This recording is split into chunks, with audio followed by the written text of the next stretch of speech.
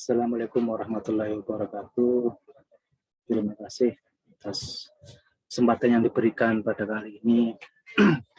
Saya akan mempresentasikan terkait dengan tugas besar saya pada mata kuliah Bahasa Indonesia dengan judul Pengaruh Bahasa Daerah dan Bahasa Asing terhadap Perkembangan Bahasa Indonesia. Sebelumnya saya perkenalkan, nama saya Abdul Rojak dengan nomor induk mahasiswa 411-811-0146. Pada mata kuliah ini, dosen pengampu saya adalah Bapak Suherman. Latar belakang yang pada tugas kali ini adalah karena kita bahasa merupakan sebuah komponen terpenting dalam kehidupan manusia. Manusia tidak akan bisa melanjutkan kelangsungan hidup mereka dengan baik dan teratur tanpa adanya bahasa. Bisa dikatakan bahwa bahasa sebagai salah satu kebutuhan primer yang mempunyai peran sebagai pengatur sirkulasi kelanjutan hidup. Bahkan bahasa juga dapat dikategorikan sebagai senjata yang paling ampuh untuk membentengi diri dan negeri dari ancaman-ancaman perpecahan. Kedudukan bahasa daerah, bahasa asing, dan bahasa Indonesia. Indonesia adalah negara yang wilayahnya sangat luas, dengan penduduk yang terdiri dari berbagai suku bangsa, dengan berbagai bahasa dan latar belakang yang beragam. Berdasarkan kedudukan dan fungsi kemasyarakatan, ada 3 kategori bahasa Indonesia, yaitu 1. Bahasa Indonesia, 2. Bahasa daerah, dan bahasa asing. Bahasa-bahasa lain yang merupakan bahasa penduduk asli seperti bahasa Jawa, bahasa Sunda, bahasa Bali, dan sebagainya berkedudukan sebagai bahasa daerah. Kedudukan bahasa-bahasa daerah ini dijamin kehidupan dan kelestariannya seperti dijelaskan pada pasal 36 bab 15 Undang-Undang Dasar 1945. Sedangkan bahasa-bahasa lain yang bukan milik penduduk asli Indonesia seperti bahasa Cina, bahasa Arab, bahasa Jerman, bahasa Prancis, bahasa Inggris, dan bahasa-bahasa lainnya berkedudukan sebagai bahasa asing. Pengaruh bahasa daerah dalam perkembangan bahasa Indonesia. KBBI Pusat Bahasa edisi keempat tahun 2008 memuat kurang lebih 70 bahasa daerah yang telah dianggap sebagai warga bahasa Indonesia. Selain bahasa daerah, KBBI juga memuat dialek Melayu seperti Melayu Jakarta, Melayu Jambi, dan Melayu Medan, serta memuat bahasa asing seperti bahasa Arab, bahasa Belanda, dan bahasa Cina.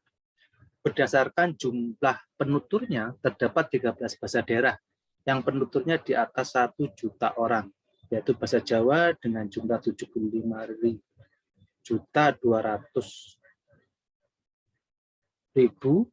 bahasa Sunda 27 juta, bahasa Melayu 20 juta, bahasa Madura 13.694.000, bahasa Minang 6.500.000, bahasa Batak 5.150.000, bahasa Bugis 4 juta, bahasa Bali 3.800.000, bahasa Aceh 3 juta, bahasa Sasak 2.100.000, bahasa Makassar 1.600.000, Lampung 1.500.000, dan Rejang 1 juta.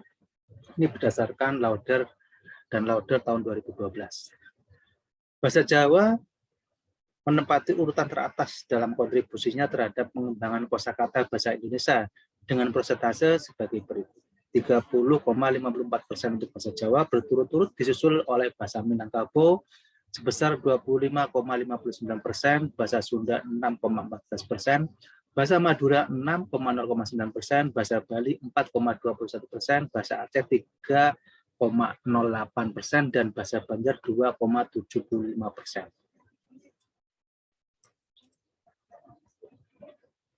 Pengaruh bahasa daerah dalam perkembangan bahasa Indonesia. Contoh kosakata bahasa daerah yang diserap ke dalam bahasa Indonesia yaitu kata-kata atau unsur-unsur bahasa daerah yang digunakan dalam bahasa Indonesia sehari-hari maupun dalam kamus.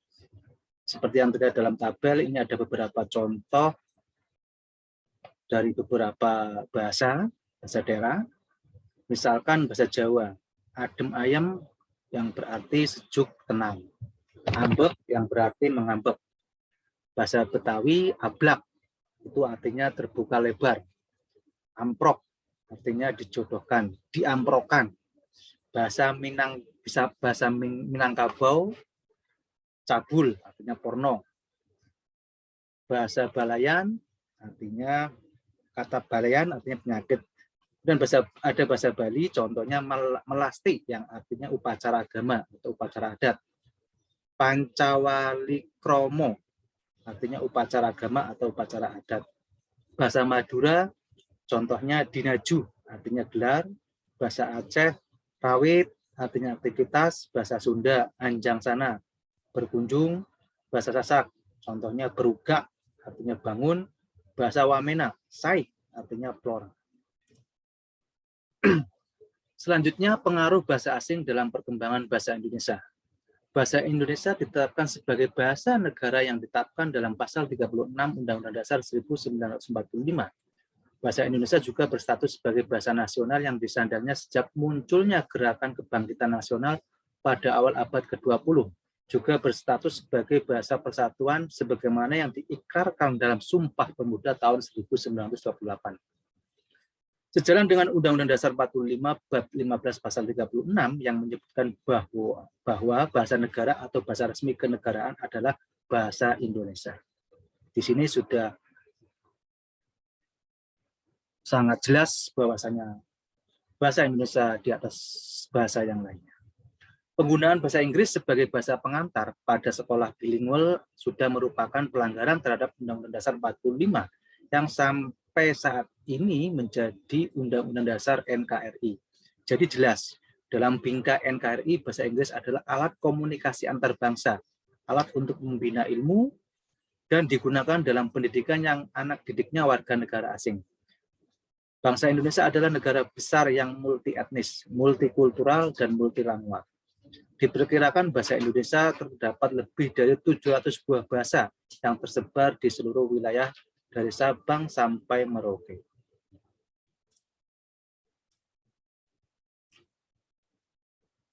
Pengaruh bahasa asing dalam perkembangan bahasa Indonesia.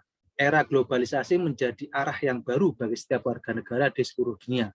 Mau tidak mau, kita harus mengikuti tren ke arah globalisasi. Apa dampaknya? Tentu setiap perubahan memberikan dampak, baik itu dampak positif maupun dampak negatif. Begitu pula globalisasi yang memberikan dampak positif dan negatif terhadap bangsa Indonesia. Perlahan namun pasti. Bahasa Indonesia mulai sedikit demi sedikit tergerus oleh bahasa-bahasa asing, dalam hal ini bahasa Inggris. Apabila bahasa ibu yang dalam hal ini bahasa Indonesia tergerus oleh bahasa Inggris, derajat dan identitas kita sebagai bangsa Indonesia menjadi hilang. Generasi penerus bahkan akan lebih mengenal bahasa Inggris daripada bahasa Indonesia. Faktanya, dapat kita lihat dari kalangan artis yang mulai menanamkan bahasa Inggris kepada anak-anaknya. Di sisi lain, akibat adanya penggunaan kosakata bahasa asing maupun daerah dalam bahasa Indonesia di hampir semua kegiatan dan disampaikan melalui berbagai media informasi, maka hal tersebut menjadi dipahami dan diterima oleh masyarakat.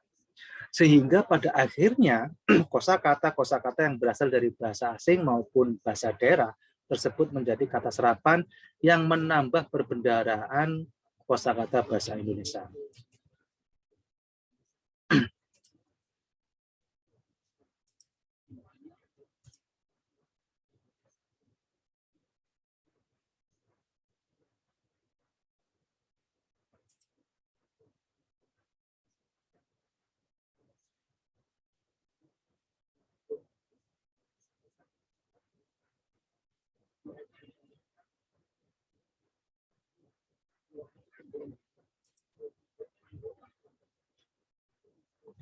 Kata serapan pada bahasa Indonesia. Seperti kita ketahui bahwa kata serapan merupakan kata yang berasal dari bahasa asing yang sudah diintegrasikan ke dalam suatu bahasa dan diterima pemakaiannya secara umum.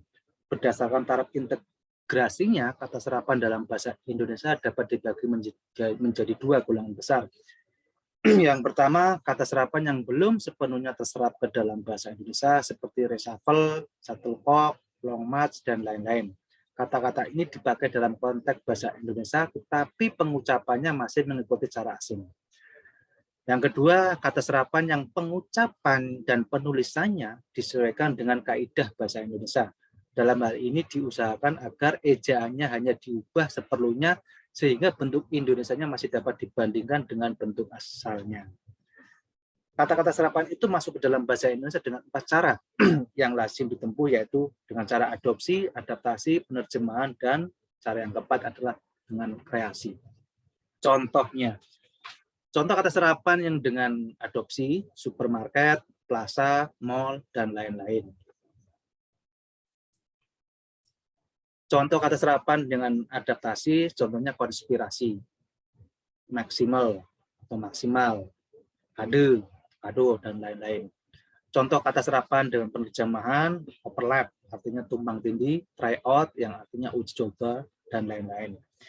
Sedangkan contoh kata serapan kreasi, contohnya spare part, atau artinya suku cadang, shuttle, artinya ulang-alik, dan lain-lain. Demikian presentasi dari saya. Tugas besar bahasa Indonesia mudah-mudahan dapat bermanfaat bagi kita semua. Ada kurang lebihnya saya mohon maaf yang sebesar-besarnya. Assalamualaikum warahmatullahi wabarakatuh. Terima kasih.